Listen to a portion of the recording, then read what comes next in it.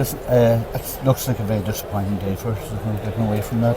I think nationally we're doing better. We seem to have rallied a bit in the last couple of days again after a couple of disappointing goals, and I'm pleased about that. Yeah. But locally, it looks like we're not going to take a seat, and that's disappointing. Obviously, after I think it will be the first time that we haven't had a seat in Donegal. Yeah. So that's obviously very, very disappointing.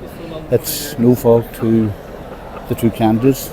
They did their best to run good campaigns, to run strong campaigns, but I think it was always a big ask for us that we were losing a TD that had been there for a long time, and we had two new candidates that hadn't run a general election before. And so it was an uphill battle, and it proved to be an uphill battle, and it looks like we're going to fall short. Yeah.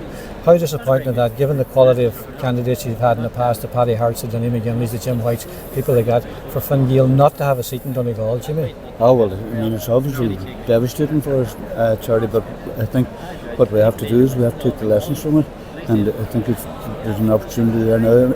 In a way, there's an opportunity. We're down to 3 councillors as well in the county, and no TDs, so I mean that's hugely disappointing. And we used to have 8 councillors or more out of 29 seats in Donegal County Council, and now we're down to 3 from 37, so we have to look and build the whole thing from the ground up again, I think. I said to you here at the count when you were elected to the county council that you'd been carrying the party on your back here in Letterkenny, a big constituency.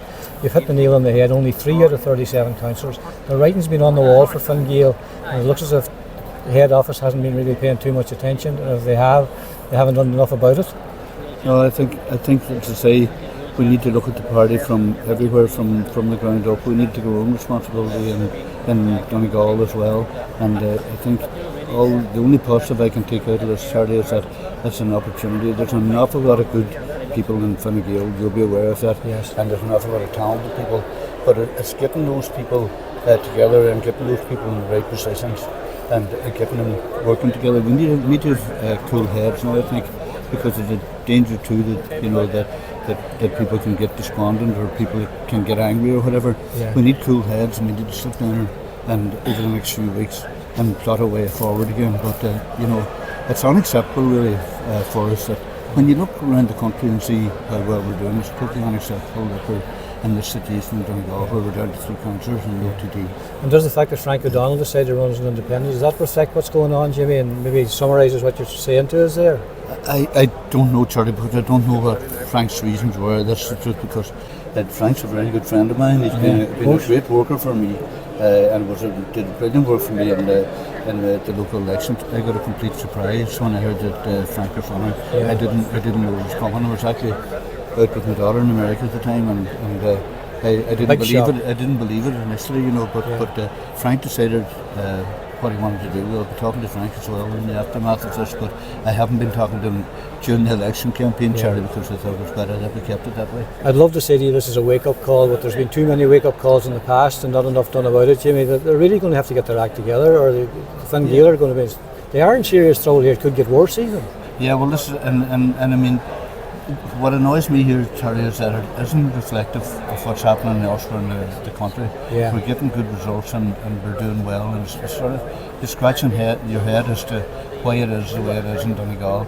I should say, like, I've been a councillor now, between town council and county council. This is my 16th year, and we work hard in Letterkenny, we work hard in Donegal. We do as much as we can for everybody that comes to us. I think the councillors work hard, but there's something missing that we're not getting over the line and not getting people over the line, and I think we need to look at all of our strategies. And too simplistically say 2 new candidates, there's always going to be a struggle, because that's unfair to them to say that, really, Jimmy, isn't it? Absolutely, and absolutely no reflection on our 2 candidates, Charlie. That, like, they definitely did their level best, but for whatever reason we were climbing the mountain. I think as well you have to say that the defective concrete blocks is an issue here, because certainly I know for a fact that in the council election that it hit me hard. Yes. Even though I did okay, I was the sole candidate this time, yes. And I knew that the vote should have been way higher than it was, and